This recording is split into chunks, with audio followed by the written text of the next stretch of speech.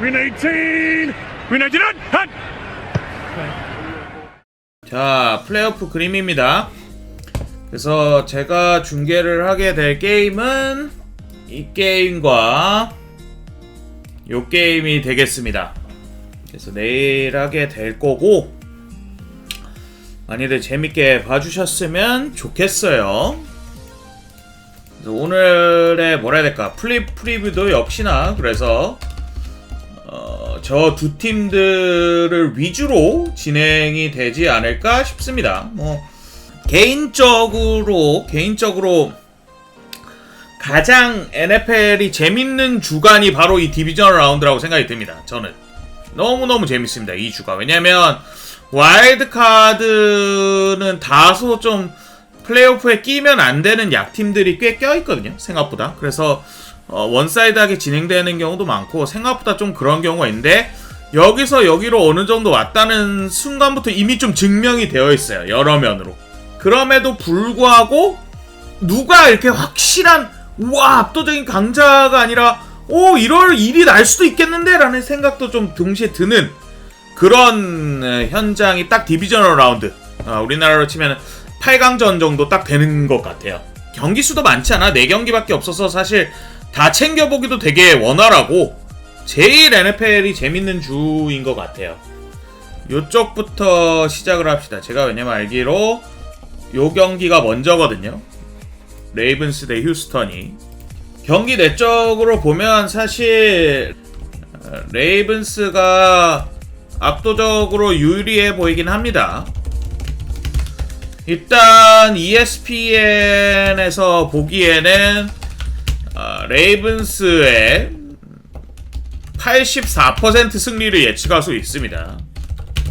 예측하고 있고, 실제로 배당률이라고 하죠. 배당률이라고 하는 것도 텍산스가 9.5점 뒤처지고 있으며,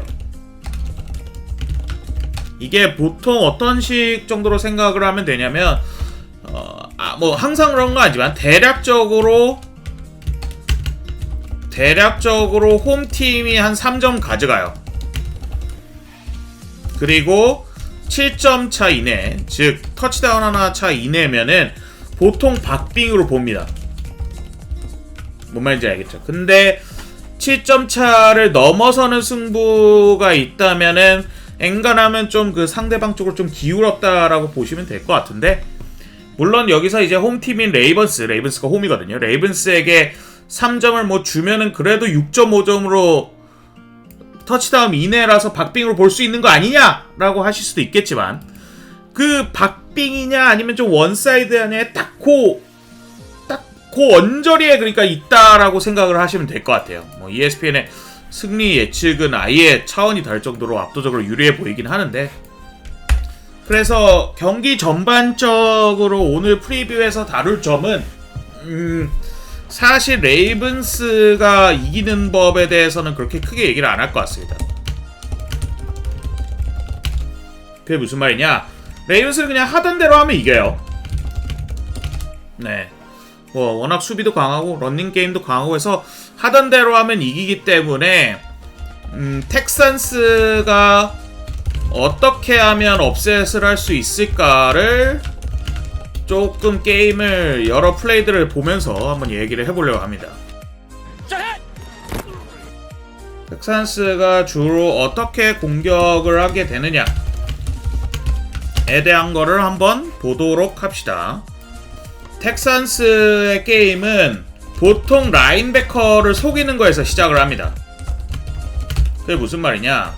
그 러닝과 패싱의 메리지라고 보통 표현을 하거든요. 즉 러닝과 패싱이 똑같은 포메이션에서 초반에 똑같은 움직임으로 모든 사람들이 움직이지만 어떤 땐 러닝이고 어떤 땐 패싱이고 이런 식으로 상대방에게 혼란을 준단 말이에요. 그래갖고 그 혼란을 주기 위한 가장 큰 상대가 바로 라인베커입니다. 즉 무슨 말이냐?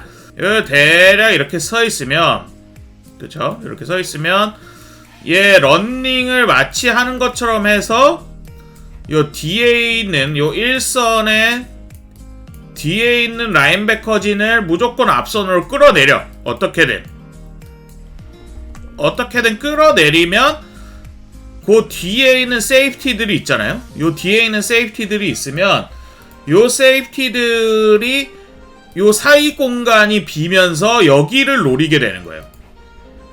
얘가 이 쿼터백이 러닝인 줄 알지 하고 속았지 하고 여기를 노리게 되는 거고, 얘가 만약에 같이 속아서 여기 메꿔야 된다 하고 들어왔다가 들어오게 되면 어떻게 되냐?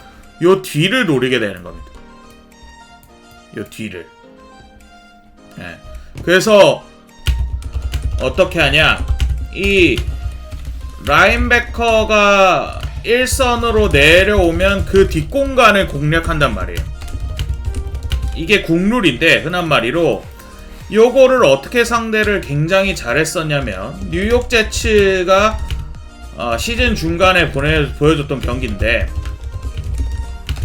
그것부터 미리 보면은 될까 생각이 좀 들긴 하지만 어쨌든 간에 이 시즌 중간에 보여줬던 건 어떻게 보여줬냐면은 커버 1으로 나가는 거예요. 그래서 우리의 선수들이 너네의 선수들보다 맨투맨 능력이 뛰어나다 라는 다짐에서 시작을 해가지고 선수들을 맨투맨으로 선수랑 붙이는 거예요. 그쵸? 그러면은 얘네가 요 가운데를 공략하건 말건 우리 선수 한 명도 얘를 따라가는 거잖아요, 사실은. 그래서 어느 정도의 우리가 1대1에서 수비를 보여줄 수 있을 거다라고 생각을 했고, 플러스 또 어떻게 했냐면 여기 있는 이 수비수를 라인베커 진영 쪽으로 내려오게 하면서 얘는 뒤로 물리고, 이런 식으로 운영을 하면서 이 중간에 대한 수비를 강화를 시킨 거예요. 무슨 말인지 알겠죠? 얘를 커버 로버라고 하는데, 얘를 중앙으로 내려오게 하면서 우리 선수는 1대1로 맞붙을 수도 있다, 이렇게 시작을 했던 게 브라운스의 대수비 전략이었던 것 같아요. 즉 뭐냐, 최후방 한 명을 중앙지역으로 내리고 그 다음에 플러스 강력한 맨투맨에 대한 자신감으로 맞붙었던 건데, 그쵸? 이렇게 됐던 건데, 요렇게 되니까 어떤 이슈가 있었냐? 요 뒤가 헐거워진 거예요. 요 뒤가. 무슨 말인지 알겠죠? 요 뒤가 헐거워졌고, 이 CJ 스트라우드가 요 뒷공간까지 공략을 안 할 거라고 어느 정도 뭐라 해야 될까? 좀 예상을 했다 그럴까? 아니면 좀 배팅을 했다 그럴까? 제가 스타를 되게 좋아하는데 스타 말로 좀 배제한 거죠. 스타 좋아하시는 분들 계신지 모르겠는데, 이 다크를 배제했다 뭐 이런 말 많이 하잖아요. 즉 상대가 다크를 절대 안 할 거다. 왜냐면 그것까지 계산해서 전략을 짜면은 너무 변수가, 경우의 수가 많으니까 복잡하니까 오케이 좋아, 그거는 안 한다라고 생각을 하고 전술을 짜자, 뭐 어느 정도의 좀 배팅을 한 거죠, 이 CJ 스트라우드를 다 상대로. 그랬는데 CJ 스트라우드와 텍산스가 그 배팅을 그야말로 박살을 내버렸습니다. 그래서 브라운스가 요번 게임들에서 터진 거를 보면 최후방 세이프티 2명 있다가, 자 얘가 요 가운데 공간을 먹으러 들어오는 거예요. 얘 리시버가 들어오는 요 가운데 공간을 보강하려고 함부로 들어왔다가 얘가 얘한테 각도 지금 방향 잘못 잡았죠? 그 얘가 요렇게 꺾어버리니까 그냥 터져버립니다. 자 보세요. 여기서도 어떻게 됩니까? 얘가 똑같이 안 공간을 파고들죠, 도와주려고. 얘가 똑같이 파고들고, 얘가 요렇게 큰 루트를 따자 얘가 어떻게 합니까? 오 하고 여기를 막아주는데, 막아주니까 어떻게 됩니까? 얘가 완전 오픈이 되죠. 그쵸? 보이시죠? 그리고 CJ 스트라우드는 이거를 놓치지 않습니다. 무조건이야. 자 여기서도 얘가 똑같이 1선으로 어느 정도 계속 이 한가운데 지역을 의식을 하고 있고, 얘가 뒤로 빠집니다. 뭐 덩달아 얘도 뒤로 빠지지만, 그럼에도 불구하고 뒷공간에서 얘가 이쪽으로 치우쳐져 있죠. 지금 얘가 이쪽으로 치우쳐져 있는 걸 보고 이쪽에 빅플레이 공간 바로 나는 거를 의지하고 패스를 CJ 스트라우드는 바로 던집니다.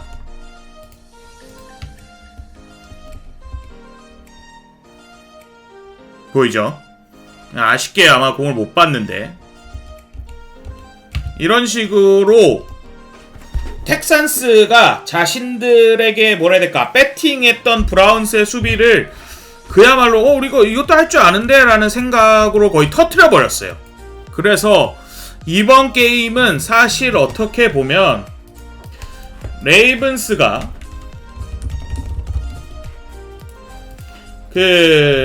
지금 저번 경기에서 브라운스가 했던 실수를 반복할 것 같지 않아요. 이 반복하지 않는다는 게 뭐냐? 바로 최후방, 즉 한마디로 완전 빅플레이죠. 빅플레이 배제. 이거를 절대 하지 않을 것이다.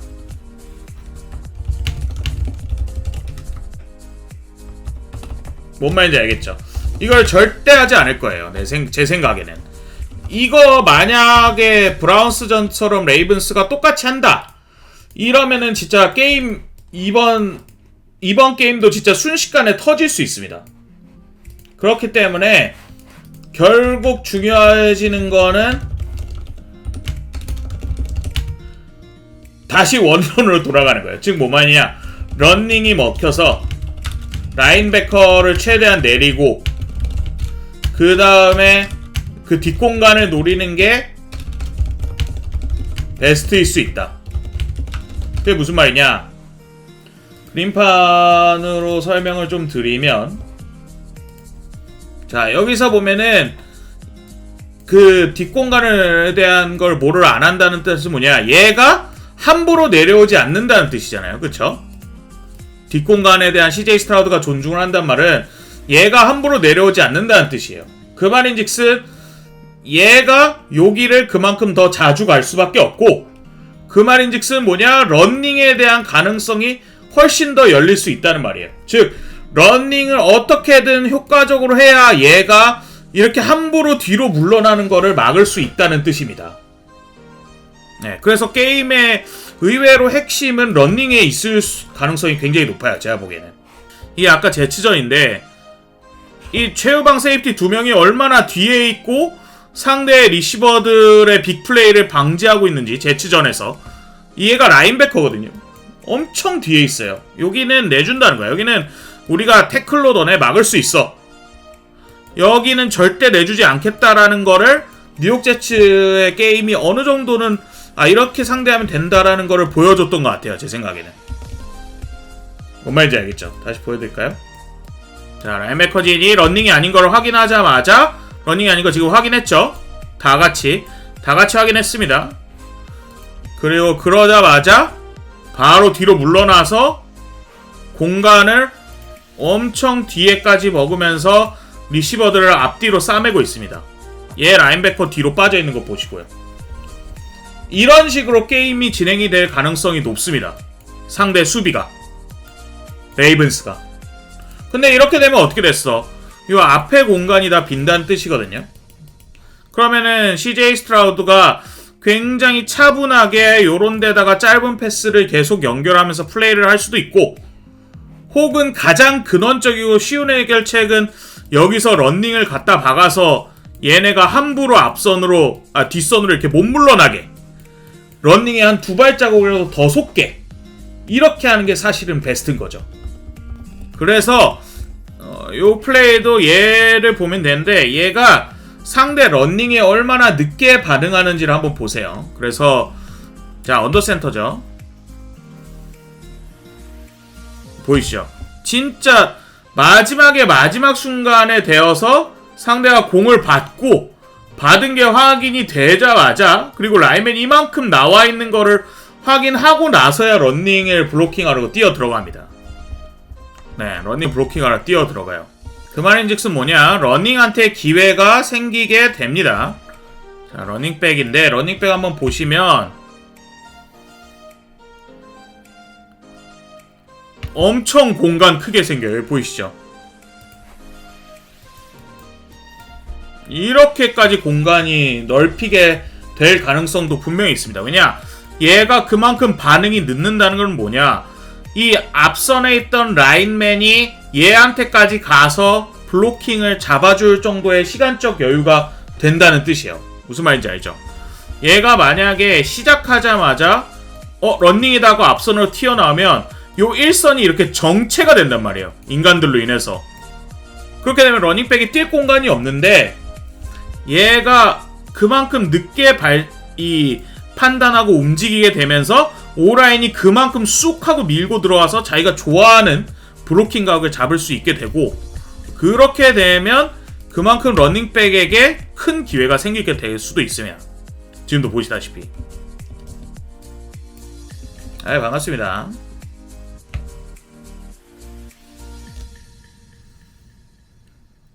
그래서 이번 게임에서 오히려 가장 중요한 매치업은 제 생각에는 요거일 수 있어요. 자, 보시면 이거는 뭐 스크린 플레이인데, 스크린 플레이가 러닝이랑 거의 똑같거든요. 사실 큰 차이를 두지 않기 때문에 이겁니다. 여기서 제일 중요한, 이번 게임에서 사실 제일 중요한 매치업은 이 전진에서 2선으로, 즉 라인베커 진영까지 달려나가는 오라인과 그거를 대비하면서도 패스 수비를 해야 되는 라인베커의 상황으로 갈 수도 있습니다. 패스일 수도 있다라는 거를 염두에 둬서 한 발자국 늦게 반응을 했음에도 불구하고 얘를 피해서 얼마나 태클을 잘할 수 있느냐 없느냐가 게임에 굉장히 큰 영향을 미칠 수 있게 된다. 만약에 이 사람의 블로킹이 계속적으로 라인베커한테 성공을 해요. 지금 게임 내내 초반에. 그렇게 되면 이 텍산스는 계속해서 러닝만 해도 되는 거고, 왜냐면은 러닝으로 한 5, 6야드씩 계속 갈 거예요. 그렇게 되면 진짜로 쑥쑥 가거든요. 2선까지 블로킹이 완벽하게 되면. 그렇게 되면 5, 6야드씩 쭉 가니까 러닝을 안 할 이유도 없고, 그렇게 되면 언젠가 레이븐스는 얘를 조금 더 반응을 빠르게 하던가 의사결정을 하게 되는 순간이 올 거라서, 요 두 포지션 간의 매치업이 제 생각에는 이번 게임에서 가장 큰 핵심이다. 보시면 여기서 얘가 피합니다. 윌리엄스가. 자, 블로킹을 피해서 들어가서 태클을 막으니까 게임이 얼마 안 되는 거예요. 뭔 말인지 알겠죠? 얘가 여기서 만약에 블로킹 막혔어 봐. 그럼 얘가 어디까지 갔을까, 세상에.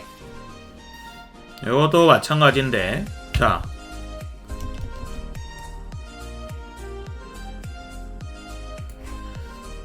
얘네 둘 간의 매치업입니다. 보이시죠? 요 두 명의 승부에 게임이 많은 게 갈릴 수 있습니다. 요게 블로킹에 성공을 하게 되면 생각보다 쑥 나갈 수 있게 돼요. 보이죠? 이렇게 러닝이 계속 터질 수도 있습니다. 진짜로. 요게 가장 중요할 수 있고, 이 많은 사람들이 왜 레이븐스의 승리를 예상을 하냐면 레이븐스가 이거를 해냈기 때문이에요. 레이븐스가 올해 49ers라는 거의 샤너헨 계통의 거의 샤너헨 계통 그 자체죠. 아들 샤너헨이니까 샤너헨을 상대로 이것들을 해냅니다. 제가 레이븐스랑 49ers의 게임을 보면서 진짜 마음에 들었다. 얘네들이 왜 그걸 대응을 잘하는지 보여주는 게, 보시면 자, 물러나요. 여기도 러닝인 척 하다가 물러나는 거 보이죠? 러닝인 척 물러나거든요. 그러면은 보면 항상 라인베커 한 명이 살짝 앞에 있고요, 한 명이 요 중앙에 있고, 얘는 그럼 이렇게 항상 요쪽으로 살짝 치우쳐 있어요. 그래서 묘하게 이렇게 약간 삼각형 비슷한 형태를 거의 항상 이렇게 유지를 합니다. 그러다 보니까 묘하게 좀 양쪽에서의 그 부족한 것들을, 뭔 말인지 알죠? 패스 차단을 살짝 해요. 얘가 조금 더 앞에 있으니까, 얘가 뒤에 있으니까 어떻게 했어요? 얘를 하려면은 얘가 그만큼 더 멀리 위로 던져야 될 거 아니에요? 그러면 얘가 뒤에서 막아주고, 얘가 조금 앞에 있으니까 얘 위로는 금방 던질 수 있으니까 얘가 조금 더 이쪽으로 붙어주고, 뭐 이런 식으로 이 수비진들 간의 러닝인 척 패스하는 이 플레이 액션을 대비해서 라인베커와 세이프티의 요 균형이 굉장히 좋습니다. 요 역할을 보통 3명이서 소화하거든요. 3명이서 돌아가면서 카일 해밀턴이랑 PQ, 패트릭 퀸이랑 그 다음에 누구야, 로크완 스미스랑 이렇게 셋이 보통 소화를 하거든요. 요거를. 근데 이 셋 중에 누가 이 역할을 할지에 대해서 보통 굉장히 유동적이고, 그 상황에서 한 번씩 한 명을 쑥 하고 빠르게 쇄도를 시킵니다. 이렇게 되다 보니까 상대 입장에서 하고 쑥 하고 당하게 되는 경우가 굉장히 많아요. 아까도 말씀드렸다시피 플레이 액션이 들어가는 만큼 사실 리시버들이 그 루트를 잡는데 되게 오래 걸리거든요. 매 플레이가. 그러다 보니까 한 번씩 쇄도에 들어오는 수비의 움직임에 취약해지거든요. 그래서 텍사스 대 레이번스의 관전 포인트는 1번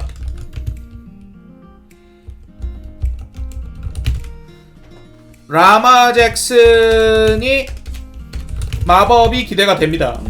이건 뭐 제가 죄송한데 예측이 잘 안됩니다. 이 양반 뭘 할지 예측이 잘 안되고 뭐 런닝과 뭐 타이트엔드 여러 명 쓰고 뭐 프랭크 리카드 쓰고 막 이런 식으로 막 다 할 수 있지만 이러나 저러나 라마 잭슨의 마법은 사실 예측이 안 돼요. 지금 거의 패서 우선으로 하면서 그 18년도인가요? 그 19년도인가? 그 MVP 전에 받을 때 그 엄청난 민첩성을 지금 포켓 안에서 활용하고 있는 지금 진짜 사기 유닛이거든요, 거의.